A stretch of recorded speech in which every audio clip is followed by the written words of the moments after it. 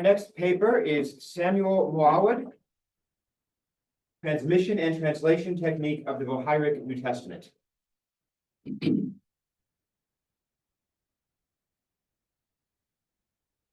early history of the Bohairic dialect in general and the development of the Bohairic translation of the Bible in particular remain obscure. Very few Bohairic manuscripts from the first millennium have been preserved, resulting in a significant gap in the textual history of the Bohairic Bible. Although evidence now suggests that biblical texts were translated into Bohairic by the 4th century at the latest, it remains unclear when or why these early versions fell into use. Furthermore, there is no explanation as to why these early Bohairic translations were not incorporated or reviewed in the later so-called classical or standard Bohairic translation of the Bible, which are found in medieval manuscripts. The most significant early Bohairic biblical manuscripts include the Papyrus Volume 3 from Dishna, which contains the Gospel of John and Genesis 1:1 to 4:2. This manuscript was first published by Cassera in 1958 and later reissued by Sharp in 2016.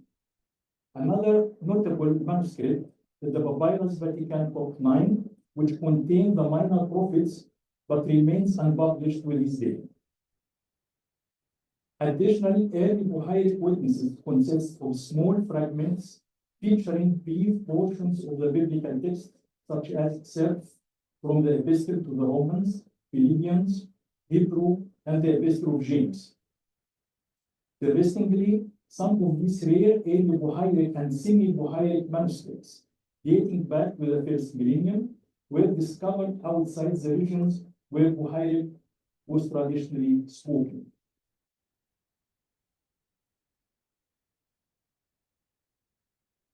It can be presumed that the classical Bohairic version of the Bible was transcribed from earlier manuscripts dating back to the 7th or 8th century, rather than being a completely new translation from the 11th century. Scholars have proposed 3 distinct speculative theories to explain the development of the Coptic translation of the Bible. However, they have struggled in pinpoint the exact period during which the classical Bohairic Bible was formed, as it likely falls between the 6th and the 10th centuries, a period from which very few Bohairic manuscript witnesses have survived. Frank Feder hypothesizes that the standard Bohairic translation was produced at the 7th century, was influenced by the initiative of the West Syrian Church, which at that time decided to create a new Syriac translation of the Greek Bible.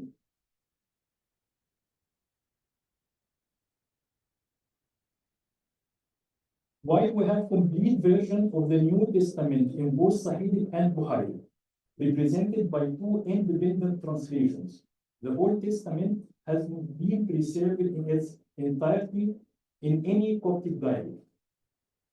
It's highly probable, however, that the Septuagint was fully translated only into Sahidic. Nevertheless, even when combining all known Old Testament texts from the biblical manuscripts or dictionaries across all Coptic dialects, certain books or portions of books remain missing. According to the current state of research, there is no comprehensive survey of Bohairic biblical manuscripts. However, the list of Old Testament manuscripts compiled by Hani Takla and the list of manuscripts used by George Horner for his edition of the Bohairic New Testament serve as valuable starting points. While a significant portion of Coptic biblical manuscripts is held in museums, libraries, and institutions outside Egypt, some Coptic monasteries and churches still possess important Bohairic and Bohairic Arabic biblical manuscripts. The Bohairic translation of the Acts does not appear to have been based solely on the so-called neutral Greek text. Given that both the neutral and Western Greek texts were known in Egypt, it's reasonable to expect that Coptic manuscript evidence would reflect elements of both versions. However, the Bohairic version of the Pauline Epistle and the Catholic epistles may have been translated from the Greek text edited by Eusebius, commonly referred to as the Alexandrian version. In contrast, the Bohairic translation of Revelation is likely a later work. In general, Bohairic biblical translations from Greek exhibit a more literal approach compared to other dialects, particularly in terms of word order, even though Bohairic vocabulary generally contains fewer Greek loanwords than Sahidic.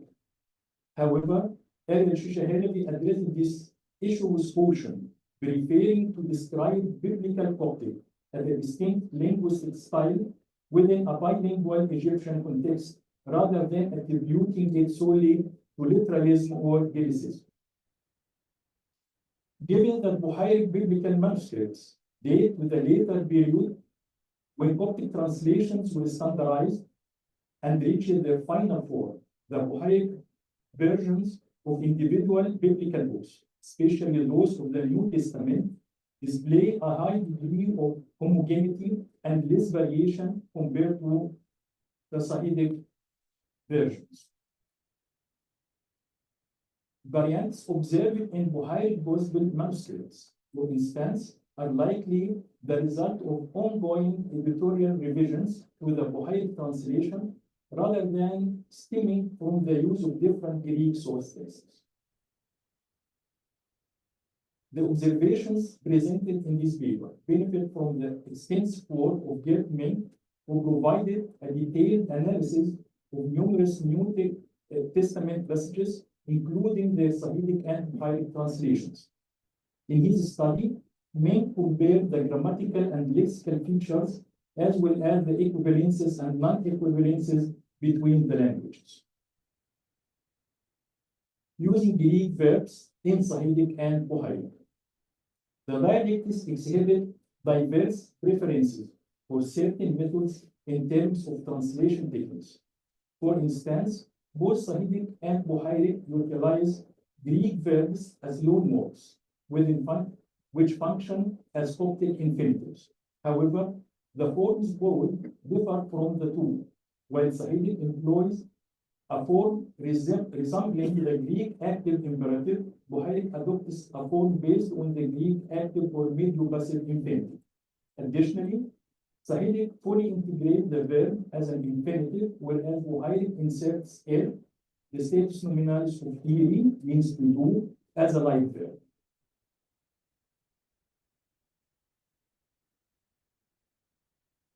Greek loanwords in Sahidic versus Coptic equivalent in Bohairic. As previously mentioned, while the Sahidic dialect extensively incorporates Greek loanwords, the Bohairic dialect tends to favor Coptic equivalents, as illustrated by the following examples.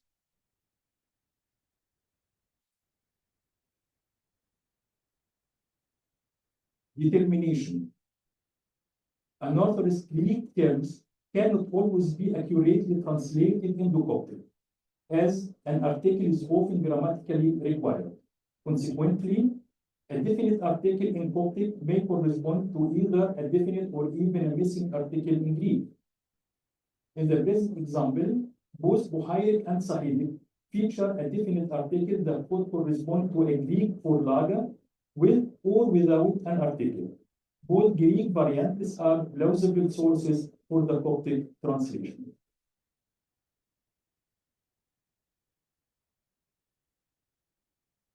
However, a Coptic indefinite article is used in place of an absent Greek article. In this example, only variant A can serve as the possible source for the Coptic translation in both dialects. Variant B cannot be the forlaga or source text for the Coptic version.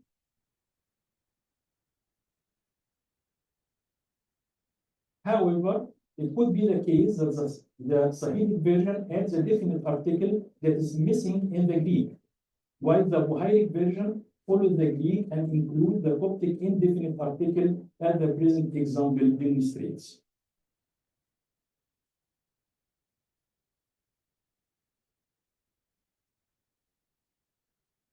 Word order in Sahidic and Bohairic comparing to Greek. Bohairic attempts to maintain the word order found in the Greek Vulgate, even its results in a typical Coptic sentence structure. In the present example, the Sahidic translation places the object within the sentence, whereas Bohairic imitates the Greek by positioning it at the beginning of the sentence, a construction that is not typical for Coptic. However, in a few cases, the Sahidic follows the Greek word order, while the Bohairic doesn't, as seen in this example.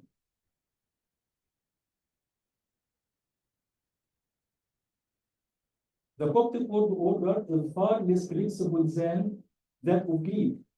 As a result, it can sometimes be challenging to identify the original Greek text from which the Coptic translation was derived. This example demonstrates that all Greek variants could potentially serve as the Vulgate for the Coptic version.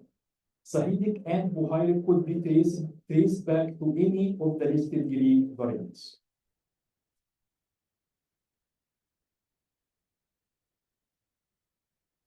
In Coptic, the function of a word or phrase is often determined by its position within the sentence. The typical Coptic word order places the subject before the predicate in both adverbial and tripartite sentence structures.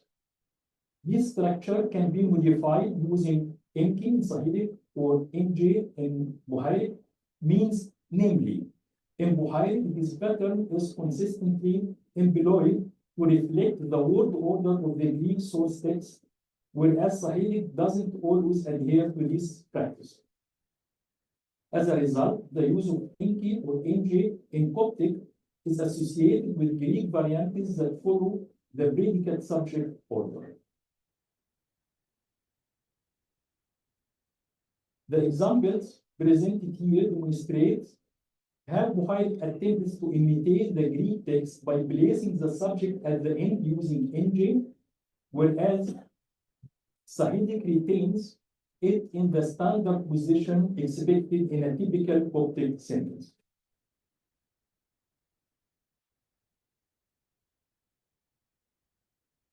Position and relation. Coptic, in particular, the Bohairic dialect, often includes explicit markers of position or relationship, even when these are evident from the context. When such markers are absent in the Greek text, Coptic frequently supplies them. This is evident from the numerous instances where these markers appear in Coptic, even though no non-Greek manuscript include them. In the current examples, Bohairic adds a possessive article which is absent in both the Greek text and the Sahidic version. However, this does not imply that Bohairic relied on a different source text than Sahidic.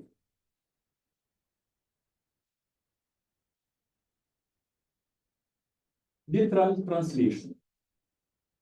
Bohairic tries to give a literal translation in word meaning and sentence construction in terms of active or passive voice. In the first example, Bohairic provides a literal translation using on, which precisely conveys the meaning of the Greek verb. In contrast, Sahidic employs a different verb meaning to walk, which in this context could be translated as to behave, capturing the sense but not the exact literal meaning. In the second example, since Coptic lakes participle as they exist in Greek, the construction must be rephrased using the passive voice in a circumstantial clause with the perfect tense, as seen in the Bohairic translation. In contrast, Sahidic opts for the active voice instead. Thank you for your attention.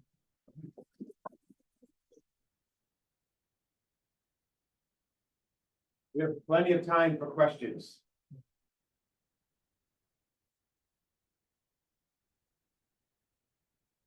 You, I think you're first. So, do we have any understanding that the Bohairic is later, but was there the temptation to replace it with the more idiomatic Sahidic elements, or do the two traditions stay completely separate? So, okay, we don't know exactly why, but I think in the 7th century, this was the movement to get more literal translation than before. So I don't know why only the Bohairic. So in the Sahidic, we have the old version be modified by the time, but I think in Bohairic, maybe because it's near than Alexandria, so where Greek was used, so it was this movement to get more literal translation. But well, I'm not sure. Christina? Very much. I find like to hear much more about this. Maybe it's more comment or a consideration also for people in the room, because if Bohairic gets more Greek than the Sahidic, and Sahidic being more the Coptic, I wonder whether this is a similar phenomenon that we see in Latin, with the Vulgate being less idiosyncratic, very generalized than the Old Latin, and whether then we could say that as a tradition progresses, it gets more conservative in like giving Greek or the Vorlage a special kind of status, like if it's the holy text, instead of the first translators who seem more relaxed making it a proper translation. And I was wondering whether there is anything in the Bohairic tradition, maybe in interpretations of the Bible, that would suggest such a holy Greek kind of attitude. Are you aware of anything? Yeah. No, I don't know. Yeah. But I think in the case of Bohairic, it's interesting to work with dictionaries because they are later and they have more variants. So, but until now, I didn't work on dictionaries, but I think it's very interesting to work on them, the Bohairic dictionaries. Maybe I can give some explanation. So, according to the hypothesis Samuel mentioned, I had the idea that seemed obvious when the Syriac Patriarch in 613 left Antiochia because of the approaching Sassanide troops. They went to Egypt, and there was a meeting between the two sister churches in Anaton, in the monastery.